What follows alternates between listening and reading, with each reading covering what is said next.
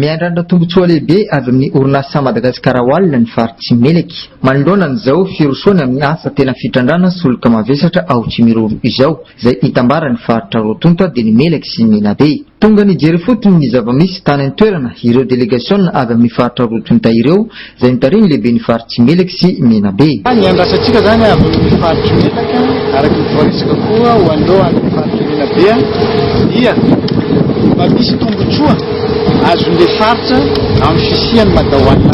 Hoaya dia lalana ary izay koa no etaetan'ny vahoaka rehetra amin'ny faritra Meleky. Dia lalana mampitohy an-tsorony mandidy amin'ny Maintrano. Amin'ny lalany Beirut amin'izao fotoana izao miantso fitoniana amin'ireo mpanao fihetsiketsehana ny Prime Ministre manoloana izany. Mbola fampitinana entiny ihany tsara kotomanana ihany eo amin'ny sariny France 24. Des milliers de personnes sont à nouveau descendues dans les rues pour demander la fin de la crise du ramassage des ordures. À l'approche de la manifestation près du Parlement, elles ont été dispersées par la force, par la police, le mouvement, un peu appelant en crise politique. On va prendre la direction des routes pour retrouver notre correspondant.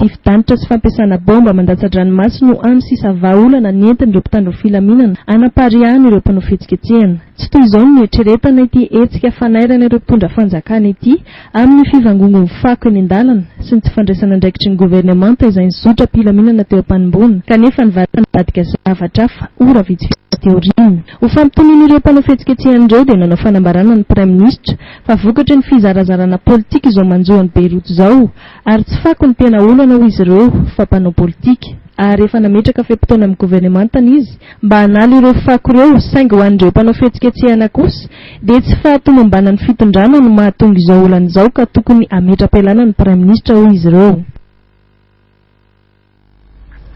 Izay ny vaovao azo natolotra tamin'ity atoandro ity, ankasitrahany ianao nanaraka izay hatramin'ny farany manomboka rahampitso dia Norosorandriamanana no hiaraka aminao ato anatiny vaovao paritra ny tena kokosa mametraka ny veloma mandrapitafa toko klasy toko vavy.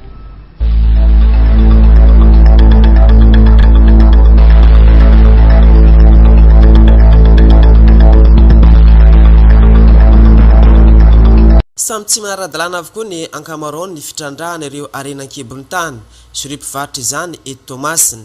Vokany maro ireo toerana fitrandrahana vaovao vaky eto Tomasina, hoy ny tompon'andraikitra misana ny arena stratezika sy ny solika eto Tomasina. Ny tsy mbola fahafantarany ny ankamaroany ireo olona ny tombotsoa azo amin'ny fampidiram-bola ao anatin'ny ekitapolam-panjakana avy amin'ny fitrandrahana ny arenan-kibon'ny tany amin'ny aradalana no mbola sakana amin'ny fampanarandalana azy ireo.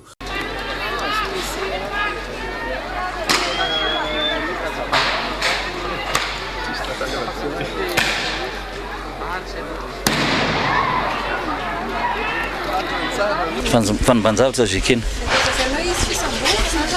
raha misy aloka manimba zavatra eto izy dia tsy maintsy manambotra ka raha misy hoe midina nday amroka andeha nimba zavatra eto dia tsy maintsy manambotra zay satria voalaran lalàna zay.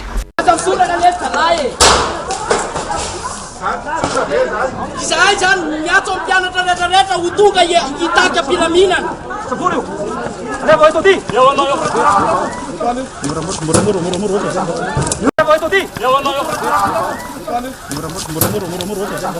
Io isang tura-tura katao. Mid menao. Wetu. Son.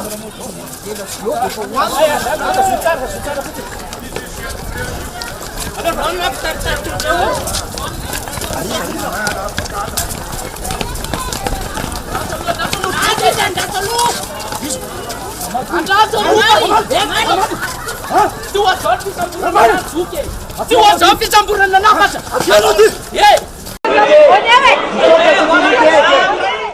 Sase manga mifono no hitan'ny mpiambina iray atao amin'ny Jirama, mailo ny lehilahy kanisava izany.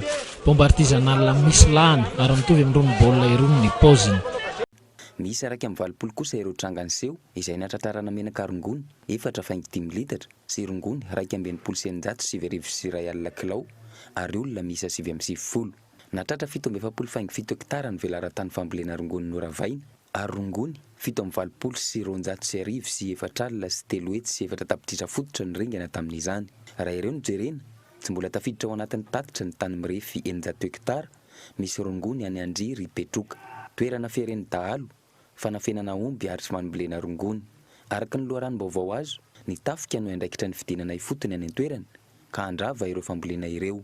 Teo anivon'ny polisy pirenena kosa menaka rongony 10 litatra sy rongony 4.7 kilao ny tratra nandritra ny enim-bolana voalohany. Miisa 7 ireo voasambotra, 7 ny lehilahy, 20 ny vehivavy. Ny taona 4.4 no natratrarana kokaina 9.0 gramo sy héroïne ray faingo 1.4.